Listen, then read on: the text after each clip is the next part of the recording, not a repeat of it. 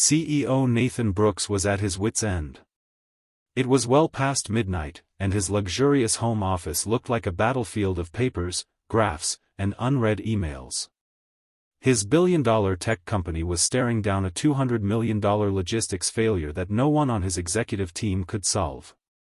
Drained and desperate, Nathan left the room to make a cup of coffee, leaving behind the mess and his last thread of hope. When he returned, he stopped cold in the doorway. There, standing at the whiteboard, was Rosa, the maid who had quietly cleaned his home for years. She didn't hear him come in. Her brow furrowed, she scribbled numbers and drew algorithms with fluid confidence. It wasn't idle doodling, it was structured logic, precise, technical, advanced. She turned, startled, realizing she'd been caught. "I'm so sorry, sir. I didn't mean." But Nathan wasn't angry. He wasn't even confused. He was mesmerized. He walked slowly toward the board, eyes scanning the solution. It was the exact problem his top analysts had failed to resolve, and she had untangled it in minutes. Not just solved it. Solved it beautifully. In that moment, Nathan saw more than just math. He saw a person the world had overlooked. A hidden brilliance buried under years of silence and survival. Rosa stood frozen, waiting to be scolded or fired. Instead, Nathan asked just one question, softly. "Where did you learn to do this?" The morning sun filtered gently through the kitchen windows as Nathan sat across from Rosa at the small breakfast table. The silence between them was thick, not awkward, but delicate.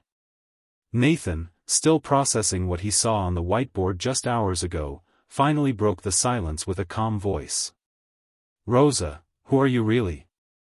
She hesitated, her eyes downcast. Then, with quiet dignity, she began to speak.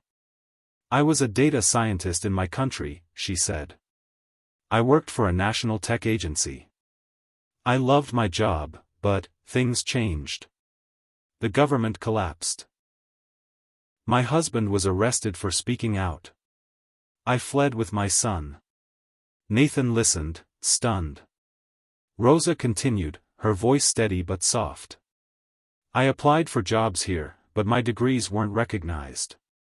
No one would hire me in tech without local experience. I took the first job I could get, cleaning homes. I just needed to make sure my son could go to school." Her story struck Nathan like a wave.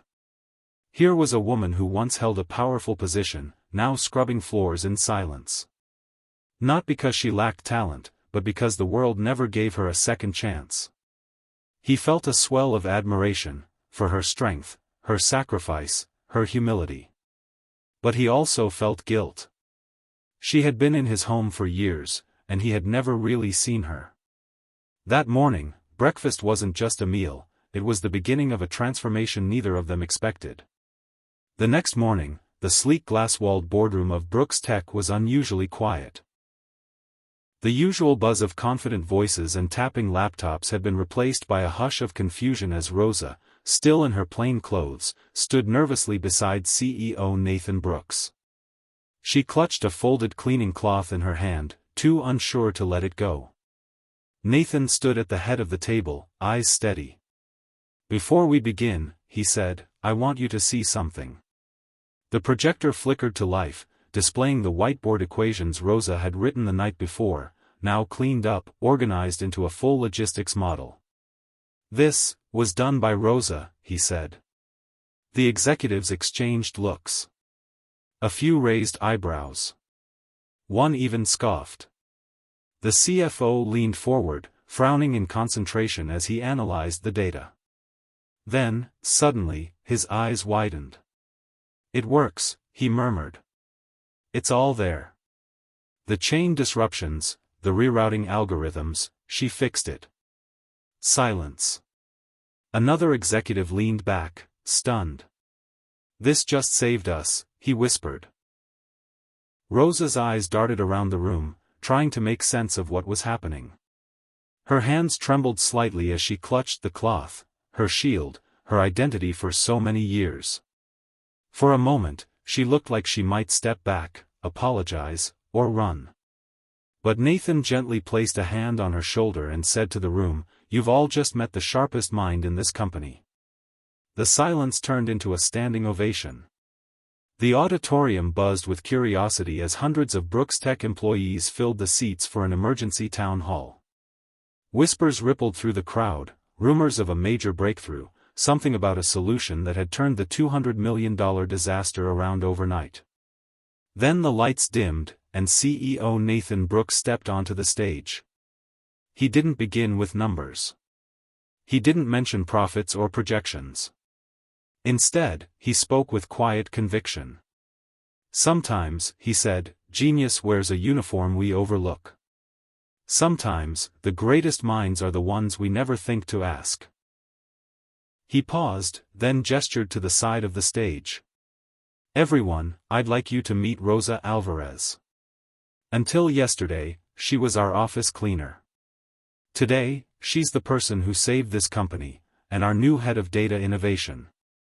Gasps echoed. Then, applause.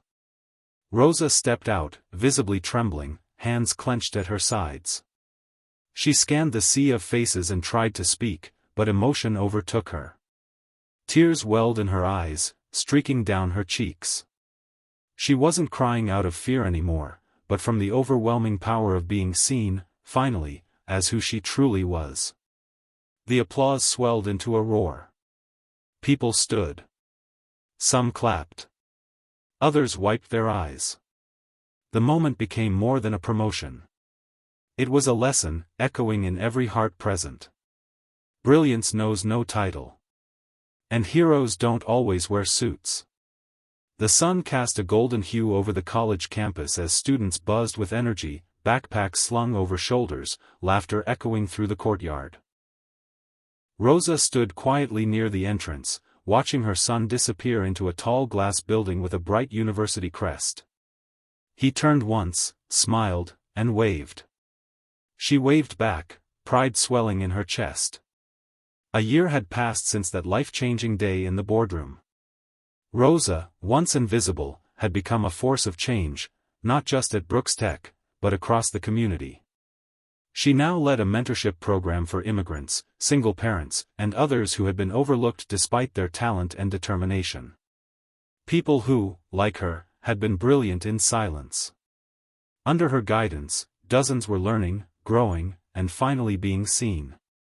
Rosa had traded her cleaning cloth for a purpose far bigger than any job title. And she did it with humility, never forgetting where she came from. Across the courtyard, Nathan Brooks stood watching. He didn't approach. He didn't need to.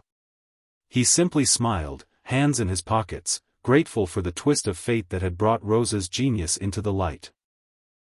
As the camera pulls back, a voiceover echoes. Sometimes, the greatest minds are hidden in the quietest roles. All they need is one chance, and someone who believes.